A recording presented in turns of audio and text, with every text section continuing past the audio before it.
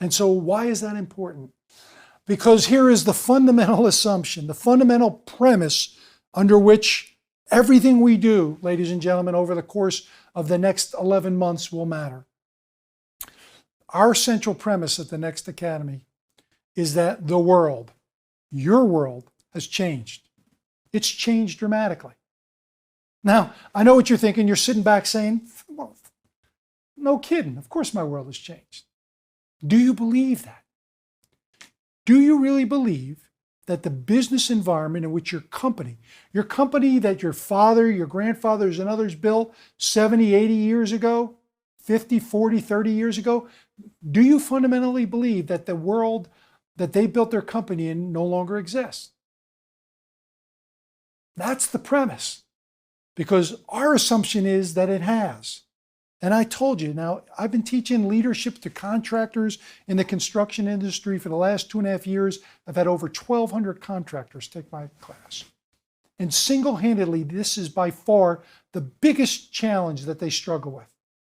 They won't accept that the world that their companies operate in today is significantly and vastly different than the world in which their fathers and their grandfathers and grandmothers built their companies.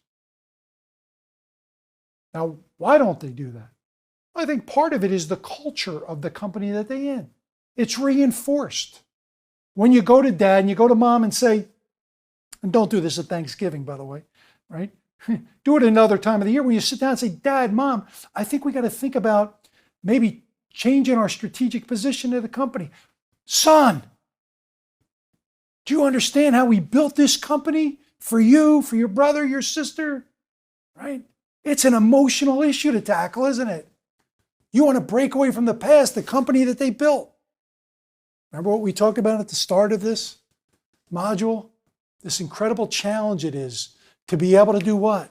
Break away from those things, those business constraints that stop you from building your company where you want, but holding on to those core ideology, that core values and beliefs and things that built your company. That's a challenge. And the way I try to convey that is through this VUCA, analogy. And why does it make a difference? Because it makes a difference because the way you build your companies in the days of your grandparents and your grandfather is very different than today's world. Remember, we've seen this before, right? We've talked about the traditional top-down hierarchical organization. And if you're building a company in the 1930s, the 1940s, the 1950s, you build your company to last, right? What does that look like? It looks like very formal structures, very strict reporting lines, right? Processes that are rigid, a command and control structure that says what? Power flows this way down, right? Very tightly confined processes. That's how you build your company. Now that was right for them. But it was right for a world, ladies and gentlemen, that no longer exists. They had an opportunity to go back 70 years after the original Forbes list of top 100 companies was built. It was formulated in 1917. In 1987, they looked, 61 of those top 100 companies, they no longer existed. And the remaining 39, only 18 of those were in the top 100. I know you're saying that's old data. Let's look at some new data. Here's, lifespan of S&P 500 companies. In 1965, the lifespan of an S&P company was about 33 years. By 1995, that dropped down to like 20 years. By 2026, they're saying it's going to be about 14 years. That's your life as a company on the S&P.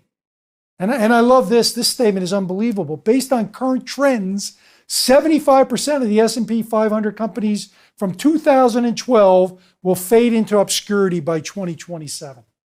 Part of our task over the course of this year at the Next Academy is to help you ensure that doesn't happen to your company.